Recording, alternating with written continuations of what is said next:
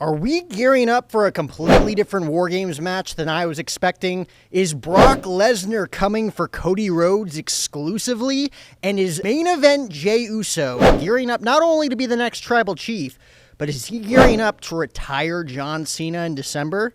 This is Jack O'Hara Wrestling. What's up, guys? Welcome back to the channel. Remember to comment, like, subscribe on the channel. Leave a comment down below. Tell me I'm an idiot. Tell me I'm smart. I don't give a fuck. Just engage, and have a conversation, because I want to talk about what we've been talking about in the past couple of weeks. I want to talk about Monday Night Raw last night that saw CM Punk team up with LA Knight in a tag team match against one of the greatest tag teams of all time. In main event, Jey Uso and his brother Jimmy, the Usos, down since day one-ish. Survivor Series is gearing up to be a very star-studded event. I no longer think that we are going to get the All-Star War Games match that I had predicted with John Cena, with Roman Reigns, with CM Punk, with Cody Rhodes, with Randy Orton to take on a team of Brock Lesnar and The Vision and Drew McIntyre. I think they might be going in a different direction, but I don't know. I think maybe it might look a little bit similar, but we'll get into that.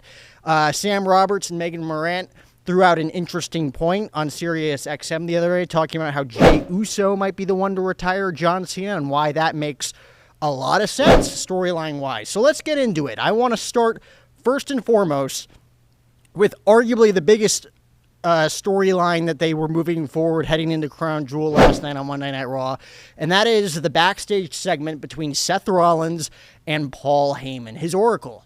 Seth Rollins is like, I need to beat Cody Rhodes. For those that don't know, Seth Rollins has never beaten Cody Rhodes. He's 0-3 lifetime against Cody Rhodes. He's 0-22 career-wise against Cody Rhodes, if you're including the 3 matches on PLEs in 2022, if you're including Battleground in the tag team championship match with Roman Reigns and Cody and Goldust and the Rhodes family against the Authority back in 2013. That also includes a ton of one-on-one matches that they've had at live shows, at house shows. So he's 0-22 lifetime against the American Nightmare, the WWE champion. They're going to face off for the Men's Crown Jewel Championship this Saturday at 5 o'clock a.m. Pacific time. Get up and face the music in Perth, Australia, 5 a.m. Pacific time, 8 a.m. on the East Coast here in America, 8 p.m. start time out there in Perth, Australia. You're getting John Cena versus AJ Styles one final time, the champion versus champion match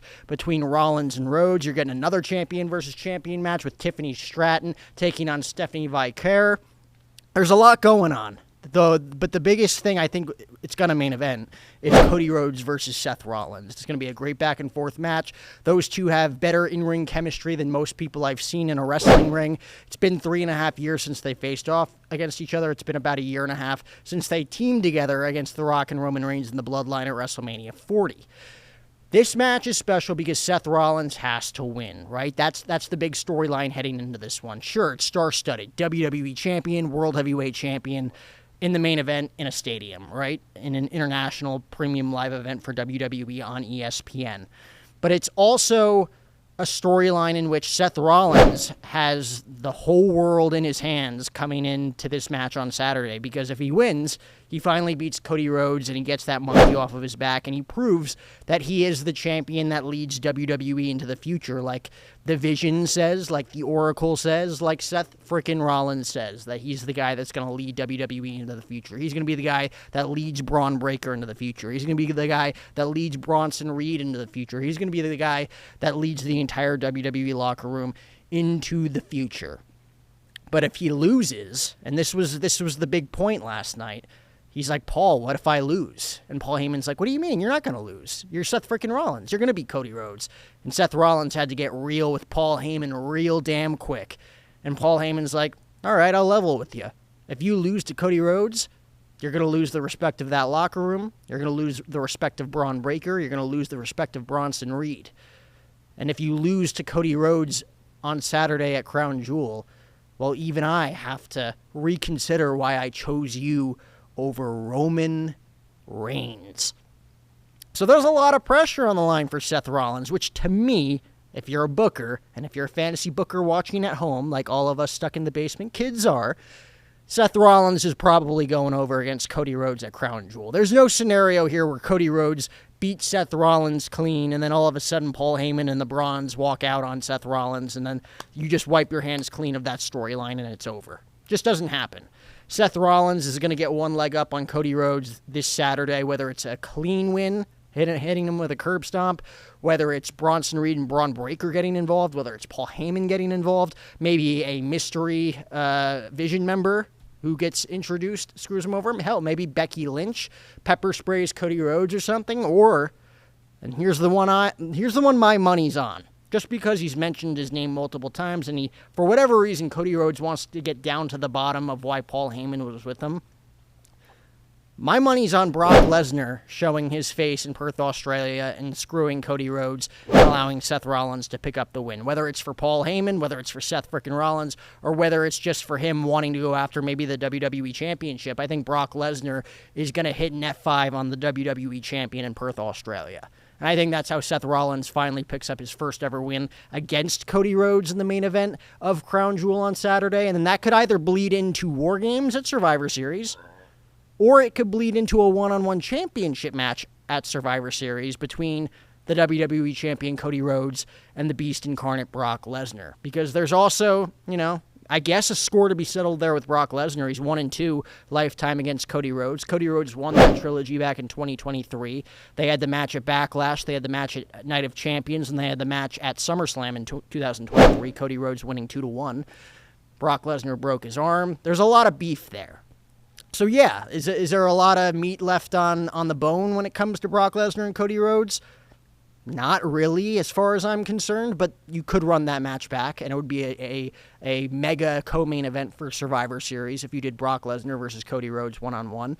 And then that would leave the War Games match to be more so Vision-focused against all of their other babyface rivals. I mean, here was my pitched Survivor Series War Games match originally. Originally, it was going to be Seth Rollins teaming with Braun Breaker and Bronson Reed, and then they were going to recruit Brock Lesnar because Paul Heyman has Brock Lesnar, and then Drew McIntyre was going to join that team. And they were going to face off against the All-Star Avenger WWE babyface team of Cody Rhodes, John Cena, Roman Reigns, CM Punk, and then throw whoever you want as the fifth man, whether that be Jey Uso, Randy Orton, LA Knight. They all got a problem with the Vision. Now I'm starting to think that it might be a little bit different. I mean, on SmackDown, we saw Seth Rollins curb stomp Randy Orton, which would tell me, okay, Cody Rhodes and Randy Orton are going to team up at Survivor Series. This Monday Night on Raw told a completely different story with CM Punk, crossing hairs with the Usos. CM Punk punching Jey Uso, Jimmy Uso super kicking CM Punk, LA Knight taking the pin on Jey Uso in the tag team match. Him and CM Punk have no love lost. CM Punk and LA Knight picking up that victory against the Usos. So maybe it's going to be Roman Reigns leading the charge with his cousins Jimmy and Jey Uso, having to reluctantly team up with CM Punk and LA Knight to take on the Vision, whether that be Seth Rollins, Braun Breaker, Bronson Reed, maybe Drew McIntyre and one other guy.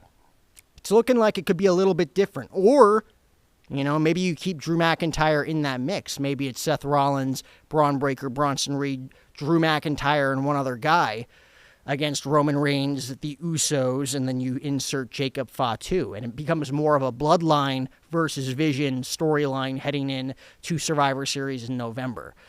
There's still so many things that are very foggy and very vague when it comes to War Games this year, because within the last 72 hours, they threw out the idea of Randy Orton, getting involved with this Seth Rollins feud, which he could. Maybe Randy Orton interferes on Cody Rhodes' behalf. Maybe he screws over Cody Rhodes, because Paul Heyman did say something very interesting. It's that this is not going to last. This friendship between Cody Rhodes and Randy Orton won't last. And it's true. It's Randy Orton, man. It's the Viper. He's going to hit an RKO out of nowhere on Cody Rhodes at some point, whether it's sooner, whether it's later. I'd prefer it to be sooner. They've been teasing it for almost 2 years now. Randy Orton versus Cody Rhodes writes itself. You could save it for Mania. You could do it at Survivor Series. I don't care. I think Cody Rhodes is in desperate need of a big feud after that rather disappointing one-off title match with Drew McIntyre, which we can get into in a completely different episode. With Drew McIntyre, obviously, should have been the plan to go over in that match in the main event of WrestlePalooza. We got no surprises. It just should have happened.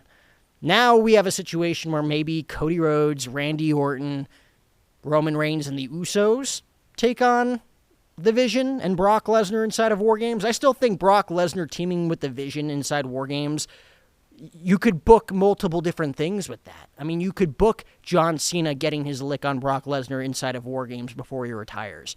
You can have the Cody Rhodes and Brock Lesnar angle that they're obviously gearing up for. You could continue the Cody Rhodes and Seth Rollins and Vision story. You can have Randy Orton take on Braun Breaker and Bronson Reed since, he's been in his crosshairs for the past 2 weeks on SmackDown. You could tell the story of potentially Brock Lesnar not getting along with the Vision, going after a Braun Breaker or a Bronson Reed. That could set up a WrestleMania feud between Breaker and Lesnar. That's a dream feud, and it's been a dream feud for years. I just think there's a lot of stories you can tell if you go that all-star route of Brock Lesnar and the Vision taking on the Avenger babyface team for WWE at War Games. But if I were a betting man watching these past 2 episodes, it's going to be interesting. Because you can easily tell the story of Roman Reigns and the Usos and CM Punk and LA Knight all having to team up together and not getting along. You could also throw Jacob Fatu in that mix, given that he's feuding with a Drew McIntyre, who I could see easily being placed inside that War Games cage. John Cena, he's never competed in War Games. It's his final Survivor Series ever. Why not have him compete in War Games? Unless you want to go a different route with him, maybe have him face Dominic Mysterio for the Intercontinental Championship. I don't know what John Cena's plans are for Survivor Series are, and I don't know what Paul Levesque's plans for John Cena at Survivor Series are. That's how I would book it. I would book it as an all-star team of Cody Rhodes, John Cena, Roman Reigns, CM Punk, and I guess you'd throw main event Jey Uso the way they're booking him in. Those 5 taking on Brock Lesnar, Seth Rollins in the Vision, and a Drew McIntyre. I don't know if it's going to go that way. That's how I would like to see it. But nonetheless, this Cody Rhodes, Seth Rollins feud that we're seeing at Crown Jewel has to result in a Seth Rollins win. And I'm going to go out on a limb and say Brock Lesnar is going to get involved to set up something at Survivor Series with Cody Rhodes, whether it's War Games, whether it's a one-on-one championship match. I don't necessarily want to see them put the title on Brock Lesnar. I wouldn't see it going any other way, though, if they did do a one-on-one match at Survivor Series. With that being said, I do want to get more into this whole little Roman scenario that we got going on Monday Night Raw with Jey Uso. Roman Reigns is obviously in the head of Jey Uso.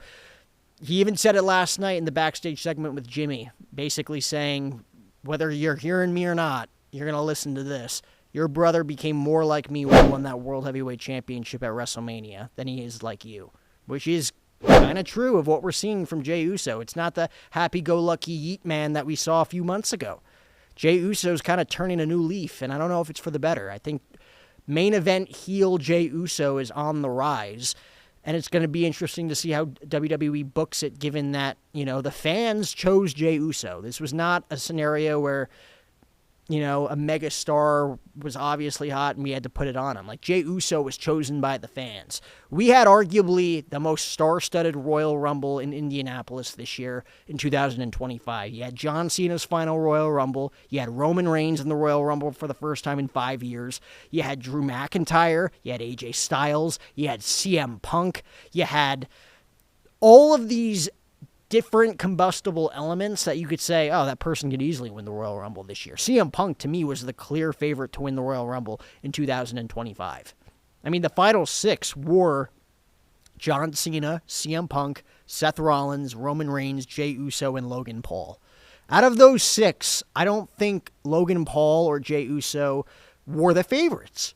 I mean, even in the final 2, when it was John Cena and Jey Uso, I'm thinking, it's got to be John Cena. I mean, it makes sense for him to main event his final Royal Rumble, win his 3rd Royal Rumble, and then go on to the main event of Mania to compete for his 17th World Championship. But then there was a part of me was like, John Cena doesn't necessarily need to win this. He can win the Elimination Chamber, and he's John frickin' Cena. So it's like he's going to find a way to make it into a main event match for WrestleMania.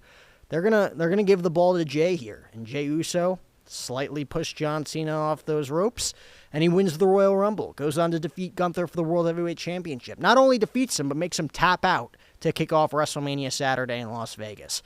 Holds on to the title for a couple of months, has the big tag team match with Cody Rhodes against John Cena and Logan Paul, and then he loses to Gunther in an old-school, traditional, back-and-forth submission pro wrestling match where he went to sleep. He has yet to get his one-on-one rematch for that title. And now that CM Punk has won it for all of about 5 minutes, Seth Rollins cashed in Money in the Bank. You know, CM Punk versus Seth Rollins, that's a story that needs to have a climax for the World Heavyweight Championship, and there's no ifs or whats about it. Jey Uso's going to probably be on the back burner. I mean, we saw CM Punk, LA Knight, and Jey Uso kind of have that altercation on Raw last night in the segment after the first hour went on the air. I mean, CM Punk has great claim to be world champion. Jey Uso's got great claim. LA Knight's just kind of in the mix because there really isn't much for him other than that. He cuts a great promo. Him versus Punk on the mic is awesome. There's a lot of meat left on the bone between him and Jey Uso, but LA Knight doesn't really have a clear direction other than the fact that Survivor Series is coming up, and he might be in the War Games match with all of these guys in the main event. Other than that, LA Knight's just like clamoring for a world title match with no real legitimate claim as to why he deserves it, other than the fact that he beat Seth Rollins when Seth Rollins faked a knee injury. But Jey Uso could do something that's even more credible than winning back the World Heavyweight Championship. Jey Uso, according to Megan Morant, which is a great analysis, by the way, if you really want Jey Uso to be the next OTC 2 to Roman Reigns' OTC 1, you have him turn in a massive way over the next month or two, and you have him retire John Cena. And then that catapults Jey Uso to the next level, whether it's a heel, whether he's a tweener, it doesn't matter. But that puts him on a level of he could be the next tribal chief. He could be the next guy to lead the bloodline. He could be that guy that they push as a massive main event star, not because the fans chose him, but because WWE sees a certain vision about Jey Uso, wink, wink. I don't know if he's going to join the vision, but Jey Uso could very well have his own bloodline story. Jacob Fatu's really hot right now. Obviously, Solo Sikoa's got his MFTs on SmackDown as well. Maybe Jey Uso, for whatever reason, recruits his younger brother and then has all those Tongans backing him as well. I don't know.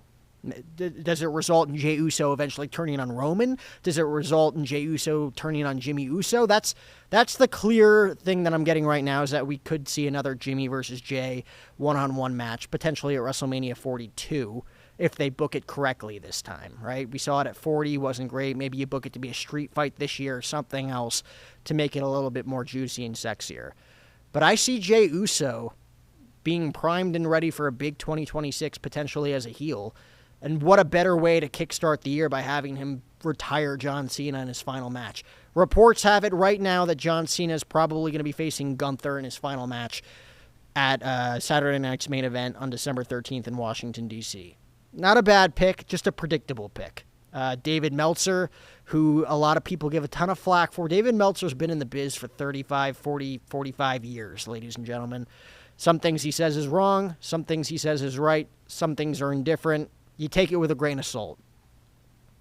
It wouldn't be far-fetched to say that the WWE wants Gunther to retire John Cena. He already retired Goldberg this year. They put a lot of stock in Gunther already. It would make a lot of sense. I just think it's a little too predictable and not that exciting. I'd rather see, I want to see Edge come back, right? Edge versus John Cena, that puts a bow on the storybook-ending career of John Cena and Edge in WWE. It's far-fetched, and until You Think You Know Me hits and Metalingus blares through the speakers in Washington, D.C., I'm just not really going to convince myself that that's a possibility. However, John Cena versus Jey Uso would make a lot of sense, given how the year started with both of them as the final two guys in the Royal Rumble match, and then it ends in December 12 months later with Jey Uso retiring John Cena in his final match. I would love to see it. I think Survivor Series is way more unpredictable than I thought it was going to be. We'll see what War Games shapes out to be. We'll see if Jey Uso faces John Cena in his final match. We'll see if Brock Lesnar shows up at Crown Jewel. Nonetheless, we're going to get a great John Cena versus AJ Styles match in Perth, Australia. What do you guys think? Comment down below. Remember to comment, like, and subscribe on our YouTube channel at Jack O'Hara TV. Am I talking nonsense? Am I making sense? You guys let me know down below.